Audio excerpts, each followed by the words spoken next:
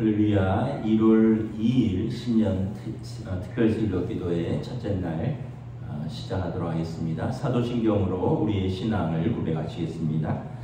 나는 전능하신 아버지 하나님 천지의 창조주를 믿습니다.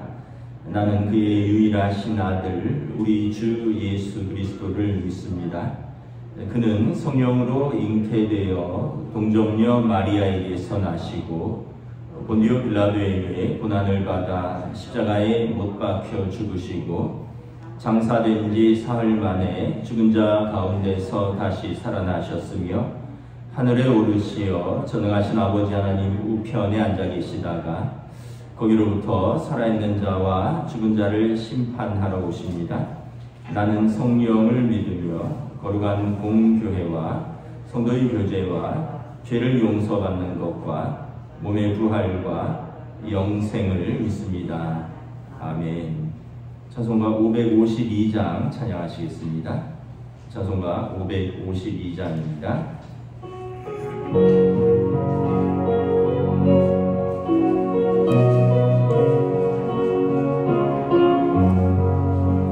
아침에 가로을 때 먼물 신선하여라. 나도 세상 지낼 때 햇빛 되게 하소서. 주여 나를 도우사 세월 어서 안고서 어느 세상 지낼 때 햇빛 되게 하소서. 새로운 밤을 보람있게 보내고 주의 일을 행할 때 햇빛 되게 하소서.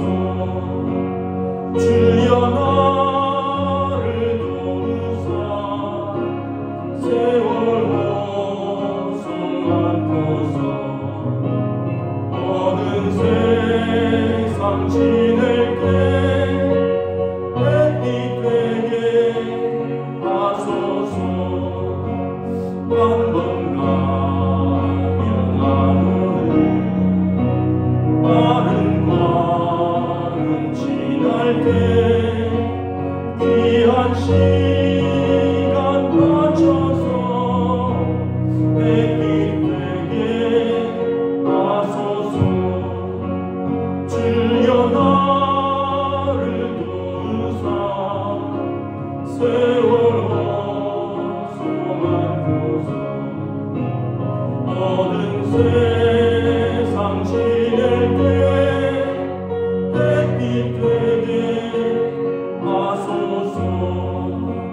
밤낮을 위하여 몸과 마음을 드리고 주의 사랑 나타내 햇빛 되게 하소서. 주여 나를 도우사 세월 어서 안고서 어느 세상 지낼 때 햇빛 되게 하소서. 아멘.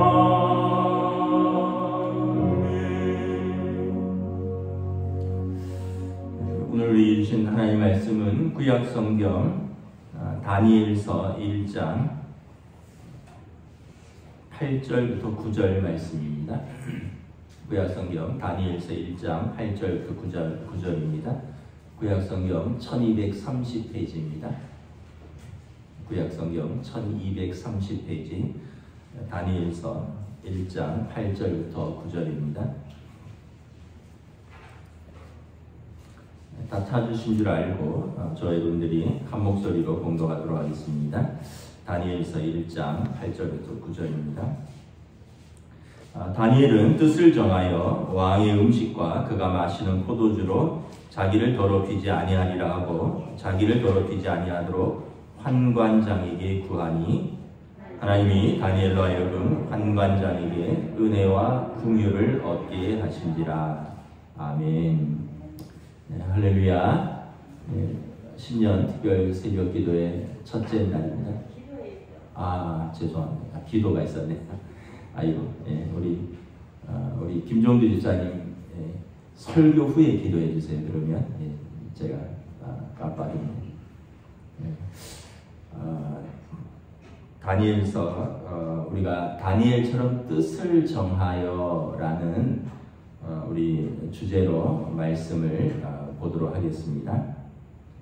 2023년 우리 개묘년이라 그러더라고요. 토끼띠 새해가 밝았습니다. 새해를 맞이하면서 우리가 무엇을 어떻게 준비를 해야 될까? 여러분, 새해 무엇을 어떻게 준비하는 게 가장 잘 준비할까요? 여러 가지가 있겠지만 우리가 말씀과 기도로 한 해를 준비하는 것만큼 하나님의 자녀들이 그 좋은 준비가 어디 있겠습니까? 그래서 새해 첫 시간을 말씀과 기도의 자리로 나온 우리 여러분들을 주님의 이름으로 환영하며 축복합니다. 우리 아침이지만 한번 서로 인사하겠습니다. 하나님께서 새해 은혜해 주시기를 빕니다. 하나님께서 새해 은혜해 주시기를 빕니다. 그래서 우리가 새해 첫 시간을 어떻게 준비할까 말씀과 기도로 준비하는데 주제를 다니엘처럼 뜻을 정하여라고 정했습니다. 그럼 하나님께서 어려운 시대지만 하나님을 경외하는 사람들을 남겨두십니다. 어려운 시대에 하나님을 경외하는 사람들을 남겨두신다. 우리 1절, 2절 우리 함께 읽도록 하겠습니다. 시작.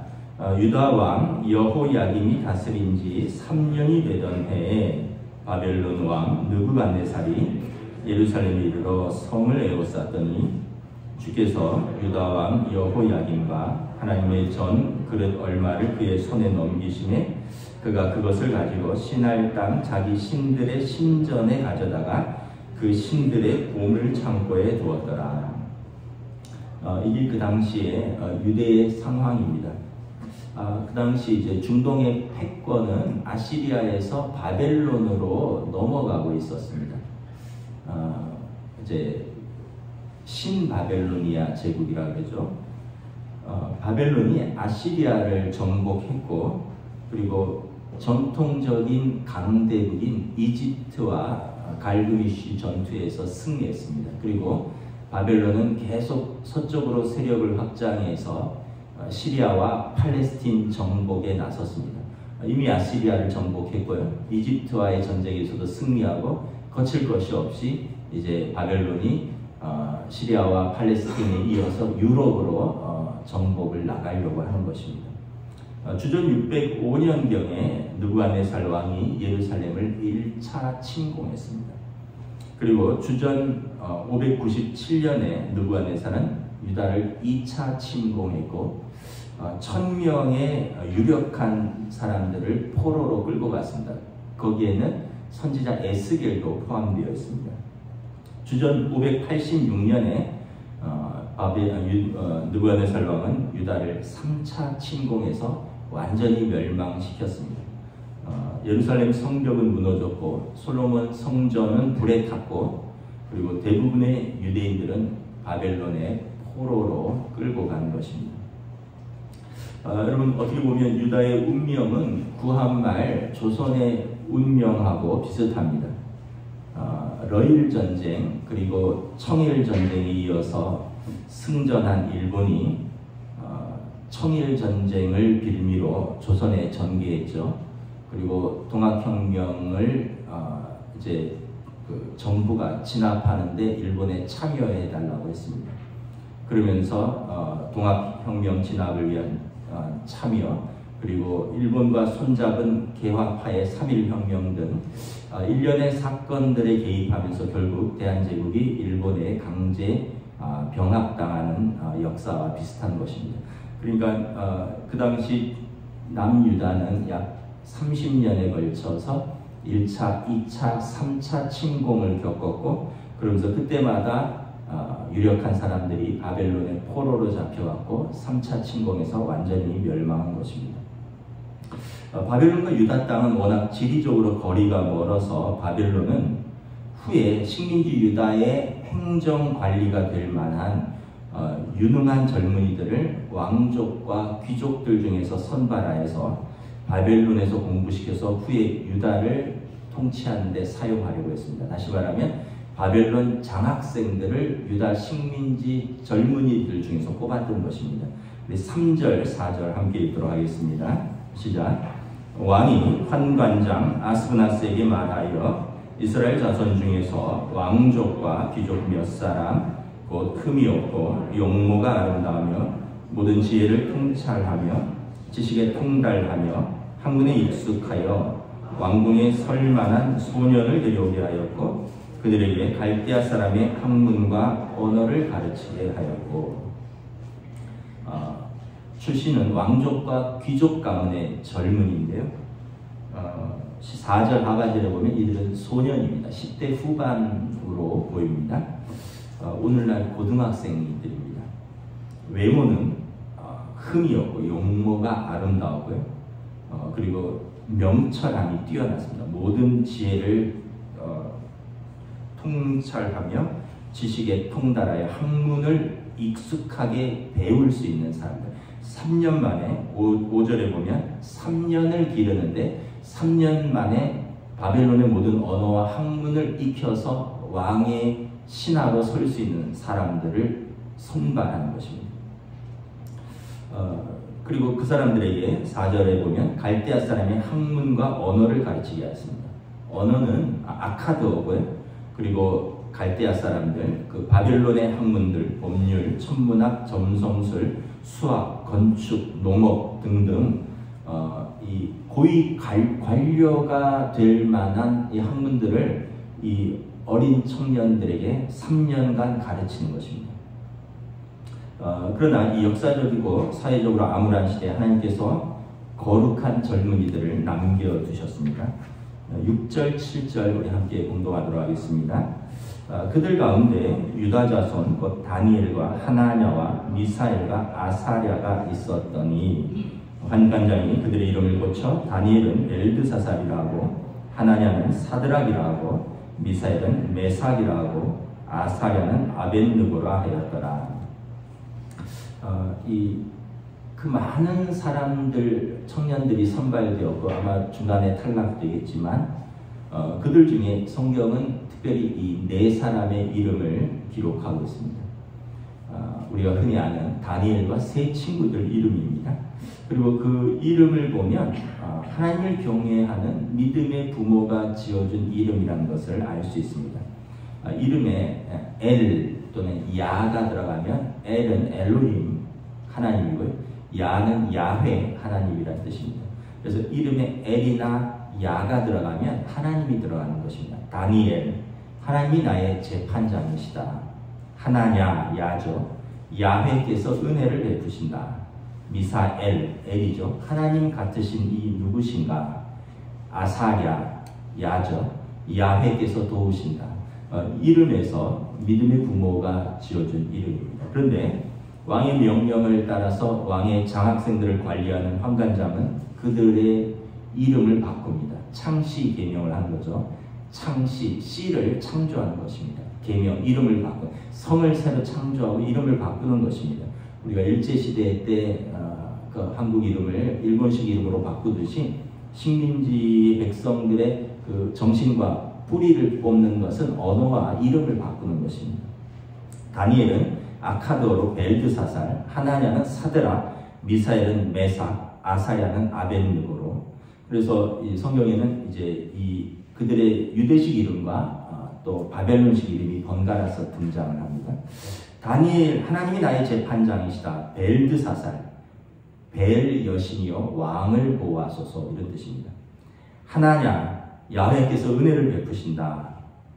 그런데 사드라 나는 하나님을 무서워한다. 하나님을 무서운 존재로 하나님 은혜를 베푸신 하나님을 무서운 존재로 바꿔버렸습니다. 미사엘 하나님 같으신 이 누구신가 이름을 메삭으로 바꿨습니다. 나는 하나님 앞에서 무시되고 수치를 입고 낮아졌다 이런 뜻입니다. 아사랴 야훼께서 도우신다. 근데 아벤누고 나는 바벨론 신 느고의 종이다 이렇게 이름을 바꾼 것입니다.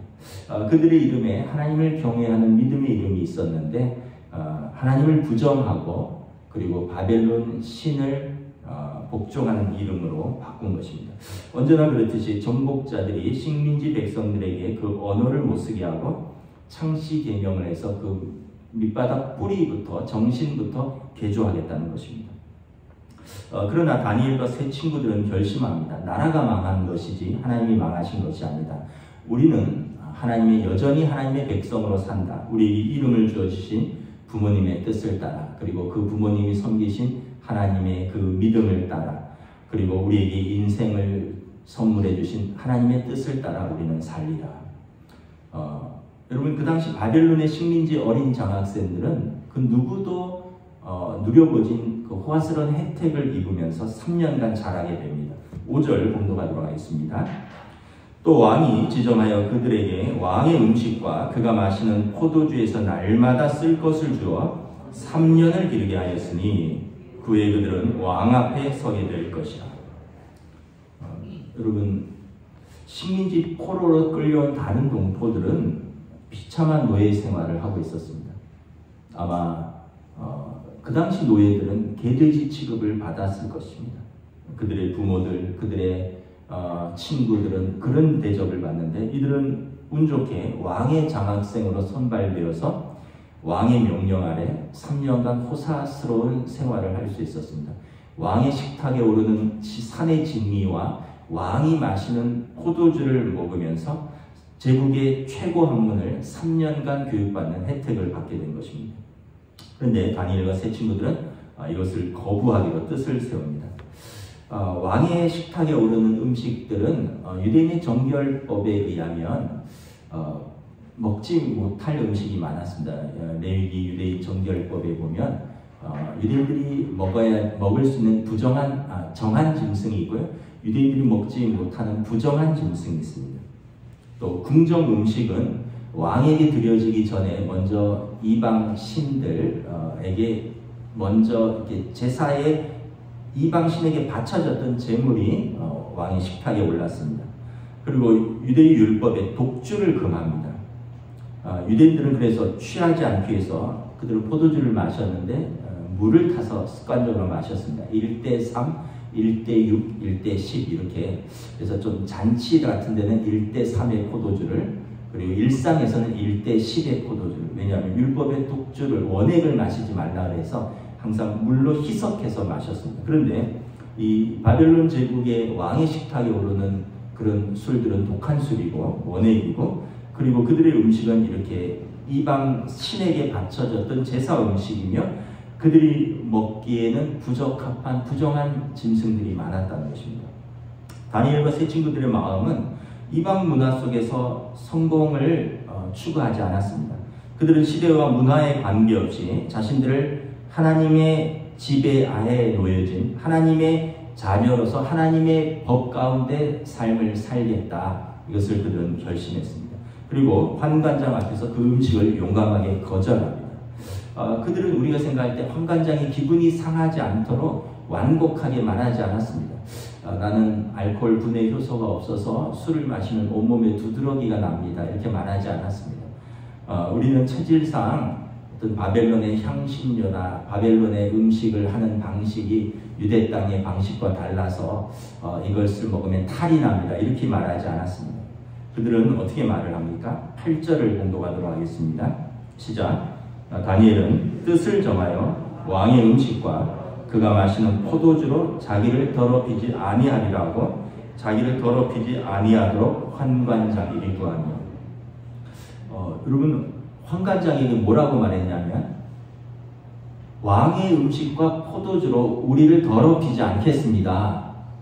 여러분, 이게 얼마나 용기 있고 배짱 있는 발언입니까? 여러분, 회사에서 사장님이 또는 뭐 상관이 권하는 어떤 뭐 술이나 어떤 뭐 음식을 내가 거절할 수 있겠습니까? 더더군다나 식민지 그 청년들이 또 여기에서 잘하면 출세할 수 있는 길이 있는데 환관장, 왕의 최측근이죠. 이 모든 이 사람들의 생사화복을 주관할 수 있는 이 사람 앞에서 우리는 왕의 진미와 포도주로 우리 자신을 더럽힐 수 없습니다 라고 말을 했습니다. 여러분, 우리가 용기 있게 세상에 대해서 말하면 세상이 우리를 배척할 것 같죠? 오히려 세상이 우리의 용기에 움츠려듭니다. 여러분, 환관장이 어떻게 반응을 합니까? 9절, 10절 함께 읽도록 하겠습니다. 시작. 하나님이 다니엘로 하여금 환관장에게 은혜와 긍휼을 얻게 하십니다. 환관장이 다니엘에게 이르되 내가 내 주 왕을 두려워하노라. 그가 너희 먹을 것과 너희 마실 것을 지정하셨거늘 너희 얼굴이 초췌하여 같은 또래의 소년들만 못한 것을 그가 보게 할 것이 무엇이냐? 그렇게 되면 너희 때문에 내 머리가 왕 앞에서 위태롭게 되리라 하니라. 환관장이 볼 때 다니엘과 세 친구들이 이 왕의 장학생들 중에서 가장 뛰어난 학생들이었던 것 같습니다. 근데 이 친구들이 왕의 음식을 거절한다고 하니까 여러분, 별 볼 일 없는 친구들이 왕의 음식으로 나를 더럽히지 않겠습니다 하면 그래 그럼 너희는 탈락, 나가도 좋다, 아마 이렇게 했을 것입니다. 아니면 좀 과하게 반응을 했을 거죠. 이것들이 아주 죽으려고 꼴값을 떨어요. 지들 주제를 알지 못하고 아마 그랬을 겁니다. 그런데 환관장이니까 가장 총명한 이들입니다. 그리고 가장 어떻게 보면 왕 앞에서 선발될 만한 인재들이었습니다. 이 사람들이 왕의 음식을 거절하니까 오히려 환관장이 그들에게 부탁을 합니다. 야, 너희들이 3년 후에 왕 앞에 서야 되는데 왕 앞에 섰을 때 너희들이 얼굴이 초췌하면 내 생명이 남아나겠느냐. 그래서 그들에게 부탁을 합니다. 좀 먹어줄 수 없느냐. 근데 사실은 9절에 보면 이것은 환관장의 호의가 아니라 하나님이 환관장에게 은혜와 긍휼을 얻게 하신지라. 하나님께서 다니엘과 세 친구들을 위하여 환관장의 마음을 움직이시는 것입니다. 그러면서 환관장이 이 다니엘과 세 친구를 맡은 감독에게 말하는데 이제 그들과 협상을 합니다. 한 열흘만 한번 이들이 원하는 대로 한번 먹게 해주라. 그러면서 이들의 그 얼굴이나 그 어떤 그 용모의 변화가 생긴다면 중재하는데, 만약에 이들이 말한 대로 그들의 방식으로 먹는데도 이렇게 바벨론에서 말하는 쉽게 얘기하는 그런 좋은 고기, 단백질과 또 좋은 술을 섭취하지 않았는데도 이들의 얼굴이 여전히 빛이 나고 명랑하다면 그럼 이들에게 요구를 들어줘라. 이렇게 말을 합니다. 그래서 우리 11절부터 16절 한번 교도하도록 하겠습니다. 환관장이 다니엘과 하나냐와 미사엘과 아사랴를 감독한 자에게 다니엘이 말하되 청하오니 당신의 종들을 열흘 동안 시험하여 채식을 주어 먹게 하고 물을 주어 마시게 한 후에 당신 앞에서 우리의 얼굴과 왕의 음식을 먹는 소년들의 얼굴을 비교하여 보아서 당신이 보는 대로 종들에게 행하소서 하며 그가 그들의 말을 따라 열흘 동안 시험하더니 열흘 후에 그들의 얼굴이 더욱 아름답고 살이 더욱 윤택하여 왕의 음식을 먹는 다른 소년들보다 더 좋아 보인지라. 함께 읽습니다. 그리하여 감독하는 자가 그들에게 지정된 음식과 마실 포도주를 제하고 채식을 주니라. 왕의 진미와 왕의 포도주를 빼고 열흘을 먹였는데 그들은 채식만 했는데 얼굴이 더욱 아름답고 윤택하고 빛이 났다는 거예요. 그래서 그러면 그들에게는 그들이 요청한 대로 그 음식을 빼고 주라. 그래서 독주와 또 왕의 그 이방 신전에 드려진 왕의 진미로부터 자신을 지킬 수 있었다라는 것입니다. 여러분, 자녀가 뜻을 세우면 누가 가장 기쁠까요? 부모가 가장 기쁩니다. 8절에 다니엘과 그 세 친구들은 뜻을 정하였습니다. 그리고 그 뜻은 이제 시작인데 하나님은 벌써 기뻐하시고 그들을 도우시고 그들에게 은혜를 베푸십니다. 여러분, 자녀가 올바른 뜻을 세우면 부모가 가장 기쁘다 그랬잖아요. 저희 가정도 어제 첫 가정 예배를 어제 저녁에 드렸습니다. 새 교회 목표가 여러분 세대 통합 예배, 소그룹 활동, 그리고 가정으로 이어지는 가정 예배죠. 저희도 뭐 드리다 말다 했는데 이제 새 뜻을 정하였으니 새 첫 가정 예배를 드렸습니다. 어제 본문 신명기 6장 4절부터 9절까지 그리고 어제 설교 중에 이렇게 잠깐 언급했던 우리 인생에 먼저 넣어야 할 큰 돌은 무엇이고 그 다음에 지금 당면한 작은 돌들은 무엇이고 그리고 마지막에 채워야 할 모래들은 무엇인가. 그래서 뭐 아빠도 엄마도 또 아들도 딸도 이렇게 나누는 시간을 가졌습니다. 각자가 또 올 한 해 변화되는 자신의 환경 속에서 내가 무엇을 우선하고 무엇을 중요하게 여겨야 하는지 이것들을 이렇게 서로 나누고 이야기하는 시간을 가졌습니다. 여러분, 가정 예배가 왜 복된 시간인가? 여러분, 장성한 자녀들하고 일주일에 1시간씩 이런 시간을 가지면 이게 복된 시간일까요? 부담스러운 시간일까요? 아이들은 좀 부담스러울 수 있어요. 자기들의 시간을 맞춰서 들어와야 되고. 부모 입장에서는 이것처럼 기쁜 시간이 없습니다. 여러분들 자녀들하고 진지한 이야기 언제 해보십니까? 아마 안 믿는 집들은 이렇게 보면 부모 자녀 간에 술 마시면서 진지한 이야기를 하더라고요. 근데 그런 거 말고 여러분 부모 자녀 간에 믿음의 이야기, 또 자기의 삶의 이야기, 그리고 부모와 자녀 간에 진실된 이야기, 때로는 뭐 상처도 좋고 또 사과도 되고 또 때로는 자신의 미래에 대해서, 자신의 비전에 대해서, 그리고 하나님의 뜻에 따라 살기로 서로 결단하고 또 나누고 기도하는 시간을 여러분 매주 한 번씩 갖는다면 이 시간이 얼마나 복된 시간일까요? 그래서 여러분 우리가 새해에는 이 복된 시간을 뜻을 정하여 갖자라는 것입니다. 하나님 앞에서 전 세대와 예배드리고 그리고 소그룹으로 나눠져서 그 예배드린 말씀을 나누고 그 나누었던 걸 가지고 그날 주일날 저녁에 돌아가서 온 가족이 아무리 바빠도 모여서 같이 식사하고 예배드리면서 나누는 시간을 가지면 하나님께서 이렇게 뜻을 세운 가정을 하나님께서 그 자체로 기뻐하지 않겠습니까? 여러분 시작이 반이에요. 우리 뇌는 시작한다 하면 벌써 우리 뇌는 반응하기 시작합니다. 우리가 이렇게 시작을 하면 하나님께서 기뻐하시고 하나님께서 은혜와 긍휼을 얻게 하십니다. 그러려면 부모님들이 참 중요합니다. 부모님들이 안정되어 있어야 되고 부모님들이 그 자리를 지키셔야 됩니다. 제 친구가 목회하는 교회가 신내동에 아주 작은 교회가 있습니다. 뭐 저희 교회 정도 비슷한 수준, 저희보다 조금 더 작은데 이 친구는 만나면 자기 교회 장로님 얘기를 하셔요. 그 장로님은 서울의 유명한 의과대학 교수입니다. 여의도에 사시는데 새벽 5시 반 새벽 기도에 신내동이 서울 끝에 있어요. 새벽 기도에 비가 오나 눈이 오나 학회가 있어서 지방이나 해외로 가지 않으시면 항상 출석하시는 분입니다.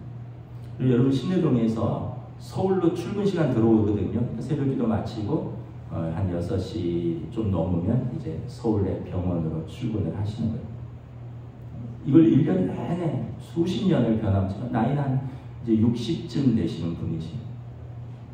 집에 들어온 시간도 항상 일정합니다. 집에 들어오시면 뭘 하냐 하면 권사님하고 뜨개질을 하셔요. 그래서 아니 왜 뜨개질이냐 했더니 왼손으로 뜨개질을 하신대요. 외과 의사신데 오른손을 다치면 수술을 할 수 없기 때문에 왼손으로 평소에 하루에 30분씩 뜨개질 연습을 하신대요.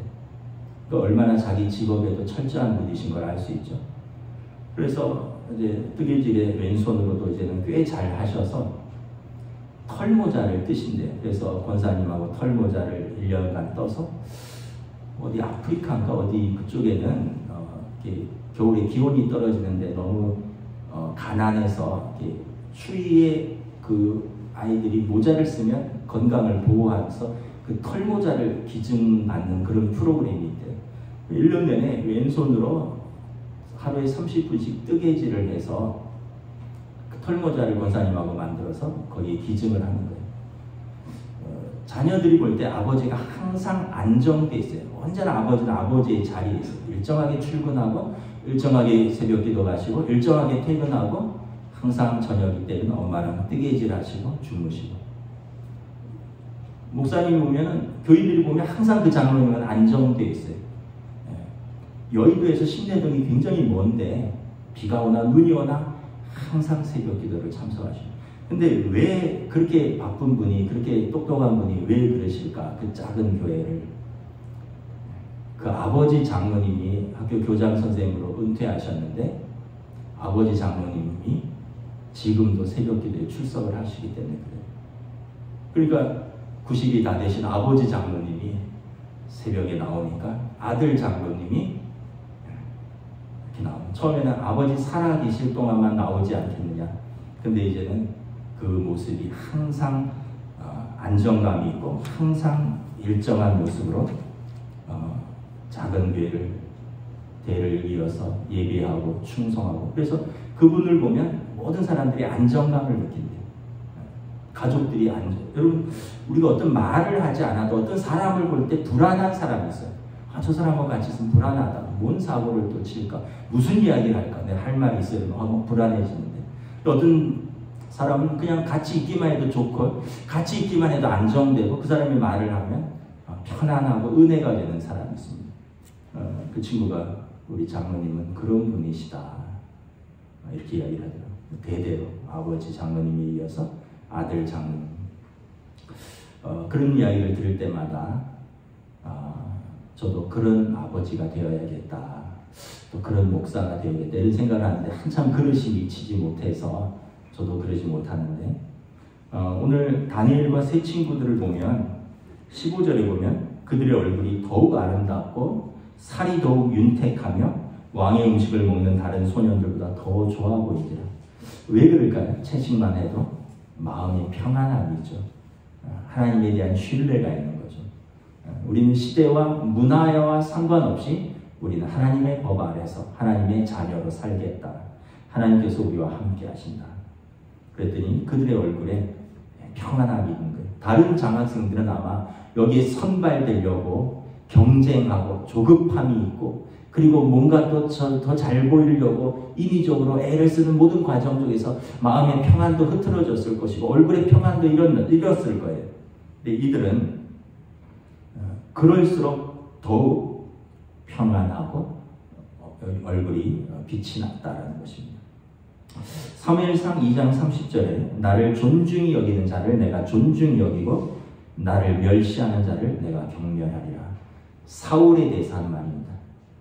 사울에 대해서 하나님께서 또 다윗 왕을 하나님을 존중히 여긴 자를 하나님께서 어떻게 존중히 여기시는지, 하나님을 멸시하는 자를 하나님께서 어떻게 버리시는지를 보여주는 것입니다. 여러분, 이 다니엘과 그 세 친구들이 어떻게 되었을까요? 이 19절부터 21절 우리 교독하도록 하겠습니다. 왕이 그들과 말하여 보매 18절부터 21절 교독하겠습니다. 왕이 말한 대로 그들을 불러들일 기한이 찼으므로 환관장이 그들을 느부갓네살 앞으로 데리고 가니 왕이 그들과 말하여 보매 무리 중에 다니엘과 하나냐와 미사엘과 아사랴와 같은 자가 없으므로 그들을 왕 앞에 서게 하고 왕이 그들에게 모든 일을 묻는 중에 그 지혜와 총명이 온 나라 박수와 술객보다 10배나 나온 줄 아니라 다니엘은 고레스 왕 원년까지 있습니다. 이 친구들의 지혜와 총명이 그 바벨론의 모든 박수와 술객들, 이 사람들을 박사라고 불렸는데 그들보다 10배나 나았다는 것입니다. 그리고 다니엘은 고레스 왕 원년까지 있습니다. 이걸 연대로 계산을 해보면 바벨론의 느부갓네살 왕의 1차 침공 때부터 이거 제국이 바뀝니다. 이후에 메데, 바사, 페르시아의 고레스 왕 원년까지는 60년이 흐른 뒤입니다. 다시 말하면 다니엘은 10대 때 선발이 되어서 70대 후반 거의 80까지 제국이 바뀌고 왕이 여러 번 바뀌고 그런 중에서도 그는 계속해서 총리로서 그 지혜와 명철로서 하나님과 사람들 앞에 쓰임을 받았다라는 것입니다. 우리는 생각합니다. 세상에 순응하지 않으면 탈락하지 않을까. 괜히 믿음을 지킨다고 엉뚱한 고집 부리다가 탈락하지 않을까. 근데 오늘 우리가 말씀을 보면 우리가 하나님 앞에서 뜻을 정하면 오히려 하나님께서 세상 사람들에게 우리에게 은혜와 긍휼을 얻게 하시고 하나님께서 뜻을 세운 하나님의 사람들을 붙드시고 지키시고 그들을 통하여 하나님의 나라를 이루어 가신다. 올 한 해 우리가 다니엘처럼 뜻을 세워라는 새벽 기도로 시작을 하고요. 또 2023년 우리 교회가 믿음의 유산을 남기는 교회와 가정을 선포하고 또 여기에 맞추어서 함께 힘써서 총력을 다해서 가정과 교회가 나아가려고 합니다. 우리가 뜻을 세우면 누가 기뻐하신다고요? 하나님 아버지가 기뻐하십니다. 그리고 뜻을 세운 자녀들을 하나님 아버지께서 도우십니다. 그리고 하나님께서 그 자녀들을 통해서 일하십니다. 저와 여러분들이 우리 교회가 여러분들의 가정이 하나님 앞에서 뜻을 세우고 쓰임받는 복된 한 해가 되시기를 우리 주님의 이름으로 축복합니다. 우리 김종도 집사님 기도하시고 우리 함께 합심해서 기도하시겠습니다. 우리 집사님 기도하시겠습니다.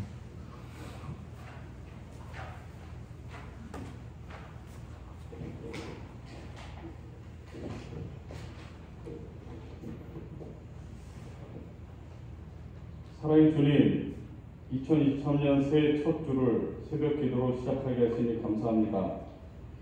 다사다난했던 2022년을 보내고 새해를 맞았습니다. 그동안 코로나로 힘들었던 우리의 삶을 위로하시고 새해는 모든 것이 주님 안에서 회복되기를 기도합니다. 새해는 믿음의 유산을 계승하는 교회와 가정이라는 표 아래 목사님을 중심으로 온 성도가 하나 되어 세대 통합 예배라는 새로운 형태의 예배를 통해 교회가 부흥하는 초석이 되기를 원합니다. 세대 통합 예배를 통해 세대 간의 간격이 줄어들고 세대 간의 소통을 통해 전 세대가 하나님의 나라를 바라보며 같은 소망과 믿음으로 신앙이 성장하고 교회가 부흥하는 계기가 되기를 기도합니다. 이를 통해 교회를 떠났던 성도들이 주의 전으로 돌아오고 주를 알지 못하는 자들이 주님의 복음을 듣고 주님께 나오는 역사가 일어나길 기도합니다. 다니엘의 뜻을 정하여 하나님께 기도하고 하나님만 바라볼 때 그의 기도에 응답하셨던 것을 기억합니다. 새해 동원교회가 뜻을 정하여 세대통합 예배를 통해 하나님의 나라를 이루고자 하는 꿈을 꿉니다. 이 뜻에 하나님께서 응답하여 주시고 동원교회가 다시금 부흥할 수 있도록 인도해 주실 줄 믿습니다. 오늘 말씀을 전하신 목사님께 능력을 더해 주시고 우리 성도들은 온전히 그 말씀을 통해 은혜받고 그런 세상에서 승리하는 성도가 되기를 원합니다. 예수님의 이름으로 기도드렸습니다. 아멘. 우리 함께 합심해서 기도하시다가 개인적으로 기도하시다 돌아가시면 되겠습니다.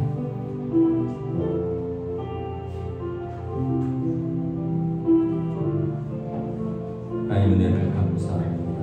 2023년 우리가 다니엘처럼 뜻을 정하여 각자가 하나님 앞에서 뜻을 세우는 새해 첫 시간들이 되기를 원합니다.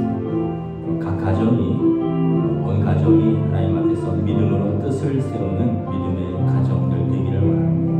온 교회가 하나님 앞에서 뜻을 세우고 함께 힘을 합쳐서 믿음의 유산을 남기는 교회와 가정이 되기 위하여 힘써서 나아가는 한 해가 되기를 원합니다. 우리에게 많은 문제들이 있습니다. 어려운 시대를 맞이하고, 그러나 다니엘과 세 친구는 그 어려운 시대에 하나님께서 남겨두신 믿음의 젊은이 되었습니다. 믿음의 자녀들이었습니다.